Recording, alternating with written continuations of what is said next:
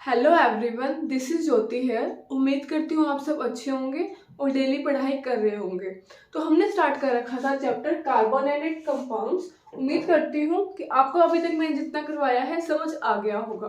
तो आज हम उसी पार्ट को कंटिन्यू करेंगे और आज हमने पढ़ना है अबाउट हाइड्रोकार्बन्स। लेकिन हाइड्रोकार्बन्स के बारे में डिस्कशन स्टार्ट करने से पहले एक बार मैं आपको फिर से बता देती हूँ कि ऑर्गेनिक कंपाउंड क्या होते हैं, क्योंकि हाइड्रोकार्बन भी ऑर्गेनिक कंपाउंड से आए हैं। ठीक है, तो ऑर्गेनिक कंपाउंड अगर हम पुराने जमाने की बात करें तो वो कंपाउंड्स जो हमें लिविंग ऑर्गेनिज्म से मिलते थे उन्हें बोला जाता था ऑर्गेनिक कंपाउंड्स। और ऐसा माना जाता था कि जो ऑर्गेनिक कंपाउंड्स हैं वो सिर्फ लिविंग ऑर्गेनिज्म से मिल सकते हैं, इन्हें लेबोरेटरी से प्रिपेयर नहीं किया जा सकता, ओनली बाय लिविंग ऑर्गेनिजम्स। पर जैसे जैसे स्टडीज होती गई वैसे वैसे हमें पता चला कि जो ऑर्गेनिक कंपाउंड्स हैं उन्हें लैब में भी प्रिपेयर किया जा सकता है। और यूरिया वो फर्स्ट ऑर्गेनिक कंपाउंड था जो लैब में प्रिपेयर किया गया। और प्रिपेयर किया किसने? By Friedrich Wöhler. ये उस साइंटिस्ट का नाम है जिसने ये मिथ को ब्रेक किया था कि जो ऑर्गेनिक कंपाउंड है वो सिर्फ लिविंग ऑर्गेनिज्म से मिलते हैं। तो जैसे जैसे टाइम बढ़ता गया वैसे वैसे ऑर्गेनिक कंपाउंड की डेफिनेशन भी बदलती गई। तो जैसे जैसे हमने ऑर्गेनिक कंपाउंड को स्टडी किया तो सभी ऑर्गेनिक कंपाउंड्स में एक चीज कॉमन मिली कि सभी ऑर्गेनिक कंपाउंड में कार्बन प्रेजेंट था। तो ऑर्गेनिक कंपाउंड्स को क्या बोला गया?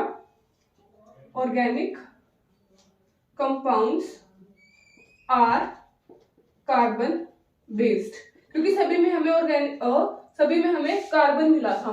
लेकिन अगर हम मोर स्पेसिफिकली बात करें कि ज्यादातर कंपाउंड्स में हमें क्या मिला था, तो ज्यादातर कंपाउंड्स में हमें देखो सभी कंपाउंड्स में कार्बन तो मिला ही मिला था, लेकिन मोर स्पेसिफिकली बात करें तो मोस्ट ऑफ ऑर्गेनिक कंपाउंड में हमें कार्बन हाइड्रोजन बॉन्ड मिला था। ठीक है, लेकिन अभी तक आपके दिमाग में ये क्वेश्चन आ जाना चाहिए कि जो यूरिया है उसका फॉर्मूला होता है NH2CO NH2। इसमें तो कार्बन हाइड्रोजन है ही नहीं बॉन्ड, है ना।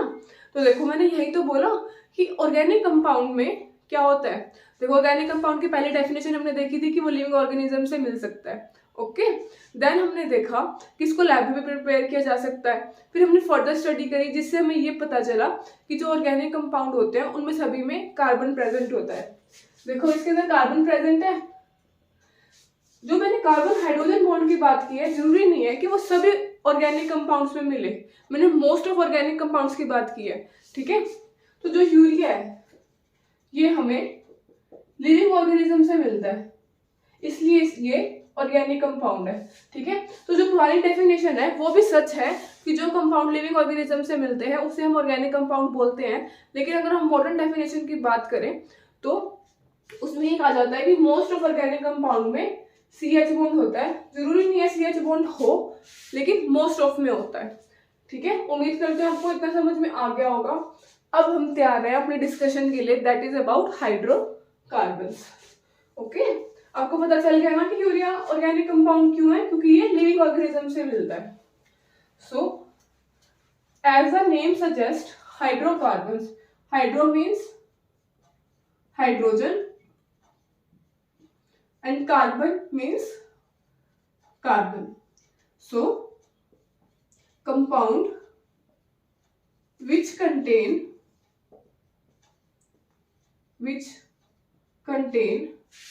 hydrogen and carbon। यहाँ पे एक वर्ड ध्यान रखना है, ओनली लगाना है आपने, ओनली। तो जिस कंपाउंड में आपको सिर्फ और सिर्फ हाइड्रोजन और कार्बन मिलेगा उसे आप बोलोगे हाइड्रोकार्बन। फॉर एग्जाम्पल आपके पास CH4 है तो ये आपका है हाइड्रोकार्बन। लेकिन अगर मैं इसकी बात करूं, यहाँ पे है आपका OH।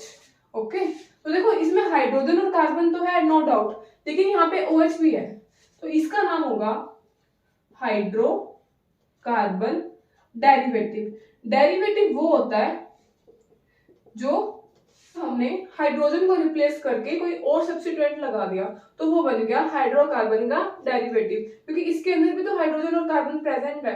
अगर ये OH ना होता, यहाँ पे OH नहीं है, तो इसको हम बोल रहे हैं हाइड्रोकार्बन। जब हाइड्रोजन रिप्लेस हो गया OH से, तो अब ये बन गया हाइड्रोकार्बन का डेरिवेटिव। तो अगर आप मान लो ये H रिप्लेस करके यहाँ पे आप लगा देते हैं फिर से OH, ठीक है, तो ये भी क्या है, हाइड्रोकार्बन का डेरिवेटिव है। तो आपको हाइड्रोकार्बन क्या होते हैं समझ में आ गया, हाइड्रोकार्बन का एग्जांपल भी समझ में आ गया। तो आपको कोई भी ऑप्शन दे रखा हो सकता है और आपसे पूछ रखा होता है कि इनमें से कौन सा कंपाउंड हाइड्रोकार्बन है, तो ऑब्जेक्टिव टाइप्स पे ऐसे क्वेश्चन बन जाते हैं। अब हम करेंगे हाइड्रोकार्बन्स की क्लासिफिकेशन कि हाइड्रोकार्बन कितने टाइप के होते हैं। तो जो आपके हाइड्रोकार्बन होते हैं वो आपके होते हैं saturated hydrocarbon and unsaturated hydrocarbon. अब सैचुरेटेड और अनसैचुरेटेड का क्या मीनिंग है, देखो हाइड्रोकार्बन है तो मीन्स हाइड्रोजन और कार्बन बॉन्ड ही प्रेजेंट होगा।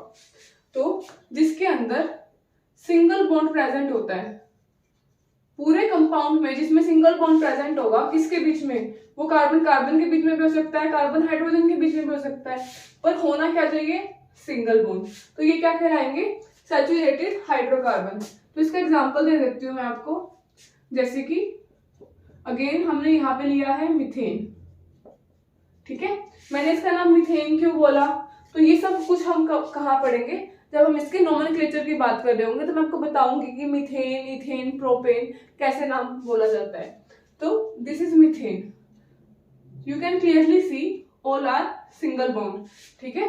तो ये क्या है, सैचुरेटेड हाइड्रोकार्बन है। तो क्या हमारा कार्बन सिंगल बॉन्ड कार्बन भी हो सकता है, हाँ हो सकता है, बस इसकी वैलेंसी पूरी कर दो। यहाँ पे हाइड्रोजन हाइड्रोजन हाइड्रोजन, पूरे कंपाउंड में क्या होने चाहिए, सिंगल बॉन्ड होने चाहिए, ओके। तो ये है सैचुरेटेड हाइड्रोकार्बन। अगर हम अनसैचुरेटेड की बात करें तो या तो आपका प्रेजेंट होगा डबल बॉन्ड या फिर आपका प्रेजेंट होगा ट्रिपल बॉन्ड। अब डबल बॉन्ड और ट्रिपल बॉन्ड कितने होने चाहिए, मिनिमम 1, मिनिमम एक तो होना ही चाहिए, और मैक्सिमम कितने भी हो सकते हैं, ठीक है, मैक्सिमम कितने भी हो सकते हैं, मैनी कितने भी हो सकते हैं। अगर हम किसी कंपाउंड में ट्रिपल बॉन्ड की बात करें तो फिर मिनिमम एक तो होना ही चाहिए, किसके लिए, अनसैचुरेशन के लिए, एंड मैक्सिमम इसमें भी कितने हो सकते हैं। अगर आपको समझ नहीं आया तो एक एग्जांपल देके समझा देती हूँ, ठीक है। तो हम बात कर रहे हैं अनसैचुरेटेड हाइड्रोकार्बन के बारे में। तो पहले आपको डबल बॉन्ड का एग्जांपल दूंगी, जैसे कि ये है आपके पास, देखो यहाँ पे डबल बॉन्ड आ गया तो 2 हाइड्रोजन आएंगे क्योंकि कार्बन की वैलेंसी 4 होती है। तो ये आपका क्या है, अनसैचुरेटेड हाइड्रोकार्बन। अब क्या मैं अगर इसको ऐसे लिखूं, ये है आपके पास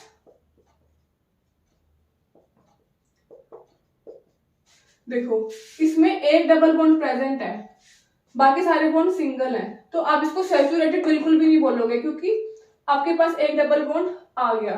इसकी जगह ये भी हो सकता था कि आपके 2 डबल बॉन्ड होते तो भी क्या ये अनसैचुरेटेड रहता, हाँ रहता, बस एक बार मैं इसकी वैलेंसी पूरी कर दूं। तो देखो ये भी किसका एग्जांपल है, अनसैचुरेशन का। तो आपका एक डबल बॉन्ड भी हो सकता है, 2 भी हो सकते हैं। इसी तरह हम बात करेंगे ट्रिपल बॉन्ड के बारे में।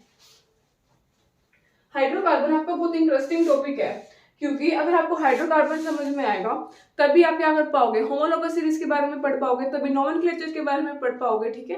तो अगर आपको ये समझ में आ जाता है तो इसके बाद हम अपना नेक्स्ट टॉपिक स्टार्ट करेंगे, दैट इज होमोलोगस सीरीज। वो बोर्ड एग्जाम के वे से देखो या फिर कॉम्पिटिटिव लेवल एग्जाम के वजह से देखो, बहुत इंपॉर्टेंट है क्योंकि वहां से ऑब्जेक्टिव क्वेश्चन भी बहुत ज्यादा बन जाते हैं एंड बोर्ड में भी बहुत ज्यादा क्वेश्चन पूछे जाते हैं। तो उसके लिए आपको हाइड्रोकार्बन क्या होता है वो समझ आना चाहिए।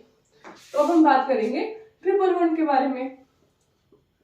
अभी तक तो आपको कार्बन के स्ट्रक्चर ड्रॉ करने आगे होंगे क्योंकि कार्बन टेट्रावेलेंट है तो आपको 4 वैलेंसी पूरी करनी होती है, 1 2 3 4 बॉन्ड बनाता है ना, तो 1 2 3 4, तो ये वाला स्ट्रक्चर बनेगा किसका, ट्रिपल बॉन्ड का।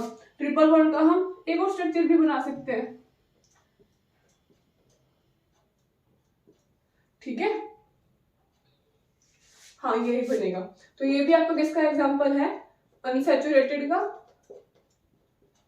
And this is also an example of unsaturated.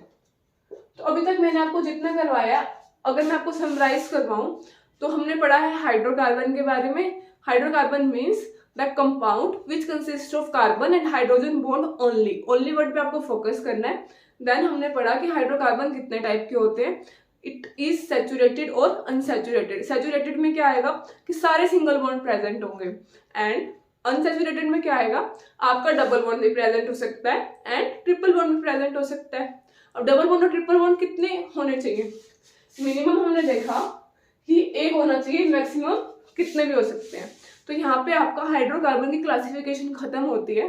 Next lecture में हमने पढ़ना है होमोलोगस सीरीज के बारे में, लेकिन होमोलोगस सीरीज के बारे में भी डिस्कस करने से पहले हम पढ़ेंगे आयुपैक नोमेनक्लेचर। क्योंकि वैसे तो देखो आयुपैक जो नोमेनक्लेचर है वो आपके सिलेबस में नहीं है, लेकिन होमोलोगस सीरीज आपके सिलेबस में है। तो आपको मान लो होमोलोगस सीरीज से कोई क्वेश्चन पूछा जाता है, तो आपको जब तक पता ही नहीं, जैसे कि अगर आपको यही बोल दिया जाए मीथेन का होमोलोगस बनाओ, तो आपको जब मीथेन का स्ट्रक्चर ही नहीं पता कि मीथेन क्या है, किसको रहे हैं, तो आप क्या करोगे, होमोलोगस उसका नहीं बता पाओगे। ओके, तो आयुपैक नोमेनक्लेचर समझना बहुत ज्यादा जरूरी है। तो नेक्स्ट लेक्चर में हम पहले आयुपैक नोमेनक्लेचर के बारे में समझेंगे, देन हम होमोलोगस सीरीज देखेंगे। तो आज के लिए हम इतना ही करेंगे। होप सो आपको समझ में आ गया होगा। अगर आपको वीडियो अच्छी लगी तो लाइक करें, सब्सक्राइब करें। आपको कुछ भी डाउट रहता है तो आप कमेंट सेक्शन में बता सकते हैं, और इस वीडियो के डिस्क्रिप्शन में आपको हमारे सोशल हैंडल्स का लिंक मिल जाएगा, तो आप वहां पे भी क्वेरी रेज कर सकते हैं। थैंक यू, नेक्स्ट लेक्चर में मिलते हैं।